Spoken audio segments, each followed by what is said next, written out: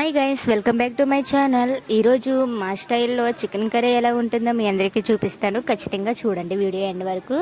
First stove మీద pan పెట్టుకొని సన్నగా తరుగు పెట్టుకున్న ఉల్లిపాయలు, పచ్చిమిరపకాయలు, అలానే టమాటా కూడా వేసుకున్నాము. మంచిగా ఫ్రై చేసుకున్నాము. టమాటా మీ ఆప్షనల్, వేసుకోండి. మేమైతే గ్రేవీ ఉండేది కాబట్టి వేసుకుంటున్నాము. అలా ఫ్రై అయిపోయిన ఉల్లిపాయ పచ్చిమిరపకాయల్లో ఇప్పుడు మనం నీట్గా కడిగి పెట్టుకున్న చికెన్ కూడా యాడ్ చేసుకొని స్టార్టింగే అల్లం వేసేయాలి. ఎందుకంటే పీసు గట్టిగా అవ్వకోకుండా మంచిగా ఉంటుంది. అలా వేసుకున్న తర్వాత వాటర్ అయితే రిలీజ్ అవుతున్నాయి కదా, ఇప్పుడు ఈ స్టేజ్లో మనమైతే కొంచెం పసుపు కూడా యాడ్ చేసుకోవాలి. ఈ విధంగా పసుపు కూడా యాడ్ చేసుకొని మంచిగా ఫ్రై చేసుకోవాలి.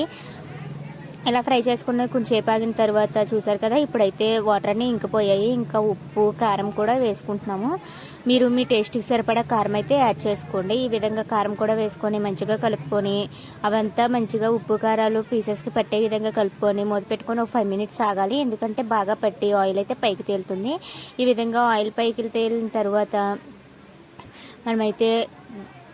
మేమైతే వాటర్ యాడ్ చేసుకున్నాము. ఆ క్లిప్ మర్చిపోయినట్టున్నాను వీడియో తీయడం. ఇంకా గరం మసాలా వేసుకున్నాము. అలానే చికెన్ మసాలా కూడా వేసుకొని లాస్ట్లో ఉడికిపోయిన తర్వాత కొత్తిమీరతో గార్నిష్ చేసుకొని దించుకుంటే వేడివేడి చికెన్ కర్రీ అయితే రెడీ అయిపోతుంది.